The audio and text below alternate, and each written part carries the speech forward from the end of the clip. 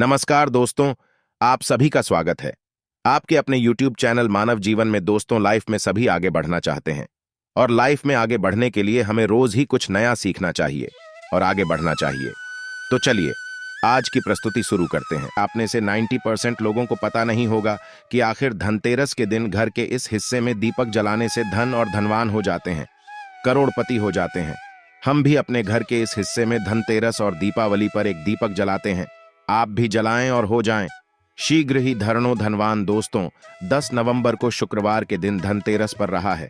साक्षात इस दिन माता लक्ष्मी का आगमन हो रहा है। गलती से भी इस दिन को हाथ से मत जाने देना। शुक्रवार को धनतेरस साक्षात माता लक्ष्मी को धरती लोक पर खींच लाती है और भक्तों की पीड़ा माता को शांत करनी ही पड़ती है। शुक्रवार की धनतेरस अत्यंत दुर्लभ और संजोग की वजह से आती है। साथ ही साथ मैं आप लोगों को एक ऐसी गुप्त जगह में दीपक जलाने की बात बताऊंगा, जिस जगह में अगर आप 5 दिन तक दीपक जला लेते हैं तो साक्षात मां लक्ष्मी आपके घर में आ जाती है। न चाहते हुए भी आपके सेवा भाव को देखकर कि मां लक्ष्मी को अगर उस जगह पर 5 दिन तक दीपक जला दे तो आना पड़ता है। आपकी कंगाली, आपकी गरीबी, आपके जीवन में चल रही परेशानी, कष्ट एवं कोर्ट कचहरी के मामले चल रहे हो, उसे भी दूर करना पड़ता है। वीडियो ध्यान से देखना, तब आपको समझ में आएगा। देखिए, देश के अधिकांश भागों में यम के नाम पर दीपदान करने की परंपरा है। तो देखिए, दीपावली के 2 दिन पूर्व धनवंतरी त्रयोदशी के सायंकाल में मिट्टी का कोहरा दीपक लेकर के आते हैं। इसमें तिल का तेल डाल करके नवीन रुई की बत्ती रखते हैं, या फिर आपके समर्थ अनुसार, जैसे कि तिल का तेल है, या फिर फली का तेल है, या फिर सरसों का तेल है, या फिर हो सके तो आप जो है घी का दीपक भी जला सकते हैं। तो आप अपने समर्थ अनुसार दीपक जलते हैं। लेकिन आखिर ये दीपक क्यों जलाते हैं, इसके पीछे क्या कारण है, सारी जानकारी आई है। इस वीडियो में मैं आप लोगों को विस्तार से बताऊंगा। अगर आप इस वीडियो को देख लेंगे तब आपको समझ में आ जाएगा कि वास्तव में हम दीपक क्यों जलाते हैं और हमें दीपक जलाना चाहिए। और वास्तव में इस वीडियो को देखने के बाद आपको एक एक्स्ट्रा लाभ मिलेगा कि आपके घर से गरीबी जन्मों की जो कंगाली है वह चली जाएगी। कहते हैं कि बहुत साल पहले हंसराज नाम का एक प्रतापी राजा था। एक बार वह अपने मित्रों, सैनिकों और अंगरक्षकों के साथ जंगल में शिकार खेलने के लिए गया। संयोग से राजा सबसे पिछड़े करके अकेला रह गया। भटकते हुए एक अन्य राजा, जिसका नाम था हेमराज के राज्य में पहुंच गया। कथा ध्यान से सुनना, तभी आपको समझ में आएगा, और कमेंट बॉक्स में जय माता लक्ष्मी जरूर लिखना। तो हेमराज ने थके हारे हंस राज का भव्य स्वागत किया। ठीक है, उसी रात हेमराज के यहाँ पुत्र का जन्म हुआ। इस खुशी के अवसर पर हेमराज ने राज्य के उत्सव में सम्मिलित होने के लिए आग्रह के साथ हंसराज को कुछ दिन तक वहां ठहरने के लिए रोक लिया। बच्चे की छठी के दिन एक विचित्र घटना घटित हुई। ध्यान से सुनना। पूजा के समय एक देवी प्रकट हुई और बोली, आज इस शिशु की जो इतनी खुशी मनाई जा रही है, यह अपने विवाह के 4थे दिन मृत्यु को प्राप्त हो जाएगा। इस भविष्यवाणी से सारे राज्य में शोक छा गया। हेमराज और उसके परिजनों पर ऐसा समझो कि वज्रपात हो गया हो। पहाड़ के सामान जैसे दुखा गया। सबके सब स्तंभित रह गए, चुप रह गए। इस शोक के समय हंसराज ने राजा हेमराज और उसके परिवार को बिल्कुल ही आश्वासन दिलाया और विचलित न होने का आश्वासन दिलाया, और बोला कि इस बालक की रक्षा मैं करूंगा और संसार की कोई भी शक्ति का बाल बांका नहीं कर सकेंगे। इसकी रक्षा मैं स्वयं करूंगा। ध्यान से सुनना। तो हंसराज ने यमुना के किनारे एक भूमिगत किला बनवाया और उसी के अंदर राजकुमार के पालन पोषण की व्यवस्था करवाई। इसके अतिरिक्त राजकुमार के प्राण रक्षा के लिए हंसराज ने सुयोग्य के ब्राह्मण से अनेक तांत्रिक अनुष्ठान, यज्ञ, मंत्र जाप आदि की व्यवस्था भी करवा रखी थी। धीरे धीरे राजकुमार युवा हुआ। उसकी सुंदरता एवं थे, बस जो तेज था, उसकी चर्चा सभी तरफ बिल्कुल ही संसार में फैलने लगी। राजा हंसराज के कहने पर हेमराज ने राजकुमार का विवाह भी करवा दिया। जिस राजकुमारी से युवराज का विवाह हुआ था वह साक्षात लक्ष्मी लगती थी। ऐसे सुंदर वर वधू की जोड़ी जीवन में किसी ने नहीं देखी थी। विधि का विधान विवाह के थी। 4थे दिन यम के दूत राजकुमार के प्राण हरने के लिए आ पहुंचे। कथा ध्यान से सुनना दर्शकों। अब भी राज्य में मांगलिक समारोह ही चल रहा था कि राज परिवार और प्रजाजन खुशियां मनाने में मग्न थे कि राजकुमार राजकुमारी की छवि देख करके यमदूत भी वहां पर आए और विचलित हो उठे। किंतु राजकुमार के प्राण हरण का अंतिम कार्य उन्हें करना ही पड़ा। यमदूत जिस समय राजकुमार के प्राण लेकर चले, उस समय ऐसा हालाहाल मच गया, हाहाकार मच गया, दारुण होने लगा। ऐसा दृश्य वहां पर उत्पन्न हुआ जिससे द्रवित होकर के यमराज के दूत थे वह भी रोने लगे। इस घटना के कुछ समय पश्चात एक दिन यमराज ने प्रसन्न मुद्रा में अपने यमदूतों से पूछा, दूतों, तुम सब अनंत काल से पृथ्वी के जीवों का प्राण हरण करते आ रहे हो। क्या तुम्हें कभी किसी जीव पर दया आई है और मन में यह विचार उठा है कि इसे छोड़ देना चाहिए? ध्यान से सुनना। तो दर्शकों यम के दूत एक दूसरे का मुंह देखने लगे और यमराज ने उनके संकोच को भांपकर उन्हें उत्साहित किया। जिसको मत अगर ऐसा प्रसंग आया है तो निर्भर होकर के है। यमदूतों बताओ। इस पर एक दूत ने सिर झुका करके निवेदन किया। यमराज से मृत्यु के देवता यमराज से बोले, ऐसा प्रश्न तो काम ही आता है स्वामी, किंतु एक घटना अवश्य हुई है जिसकी स्मृति मुझे आज भी विचलित कर देती है। यह कहते हुए जो यम के दूत थे उन्होंने हेमराज के पुत्र की प्राण हरण की संपूर्ण घटना यमराज को बताई। इस दुखद प्रसंग से यमराज भी विचलित हो उठे और इसे लक्ष्य करके ध्यान से सुनना, इसका लक्ष्य करके दूत बोला कि नाथ, ध्यान से सुनना, क्या कोई ऐसा उपाय नहीं जिस उपाय से अकाल मृत्यु से प्राणियों को छुटकारा मिल जाए और मृत्यु के देवता यमराज जो प्राण हटे हैं इससे बच सकें?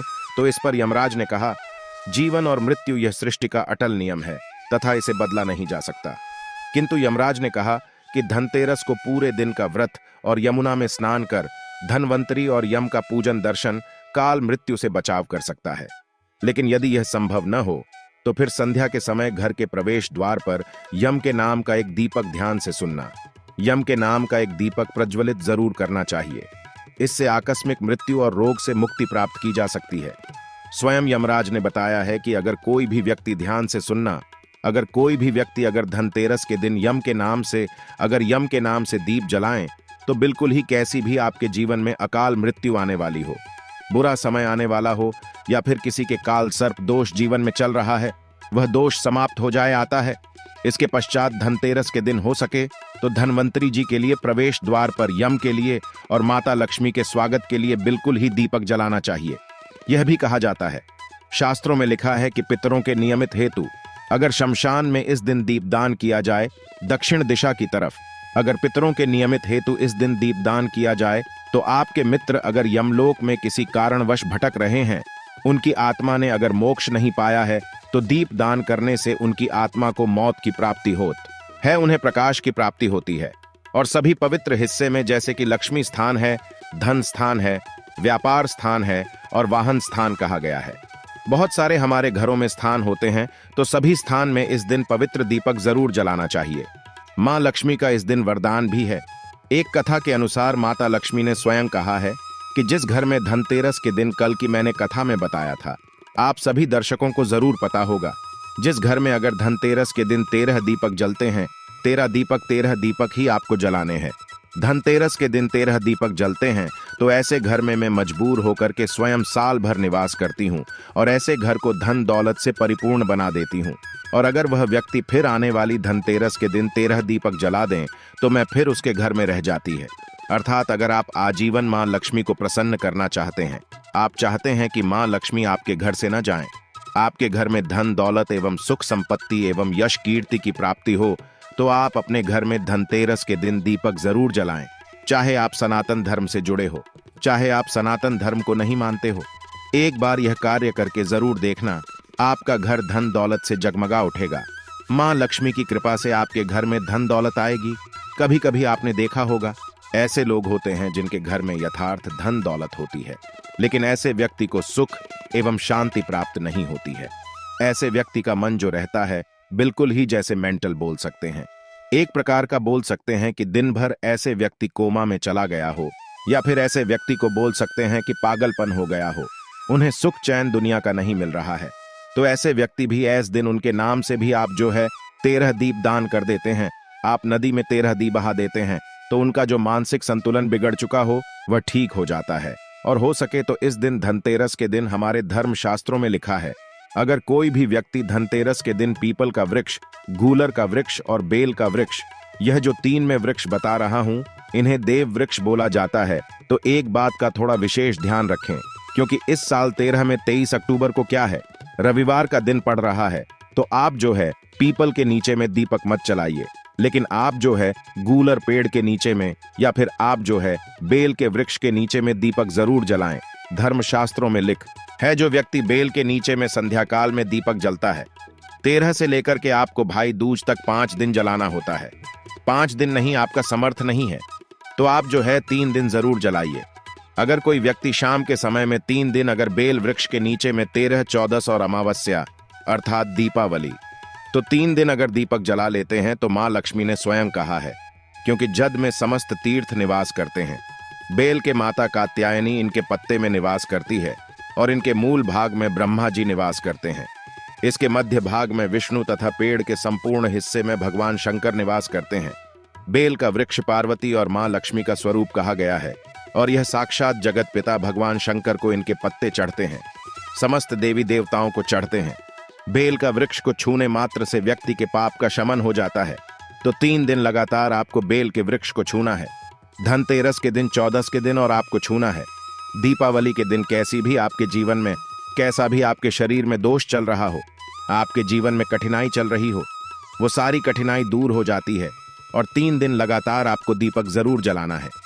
बेल वृक्ष के नीचे में बिल्कुल ही आप खुद देखना, मां लक्ष्मी आपके घर में आकर के आपको किसी न किसी माध्यम से धन दौलत प्रदान करेगा। चाहे आपको रोजगार देगी, ये आपको व्यवसाय के माध्यम से धन प्रदान करेगी, लेकिन किसी न किसी माध्यम से आपके घर में 10 दिशाओं से धन आना शुरू हो जाएगा और देखते देखते आप कुछ दिनों के भीतर में धन दौलत से परिपूर्ण होकर के दूसरों को बहुत ही ज्यादा दान देने में समर्थवान हो जाएंगे। आज के लिए बस इतना ही इस वीडियो में दी गई जानकारी। अगर आपको अच्छी लगी हो तो प्लीज हमारे चैनल मानव जीवन को सब्सक्राइब करें, लाइक करें और हमारे वीडियो में अंत तक बने रहने के लिए धन्यवाद।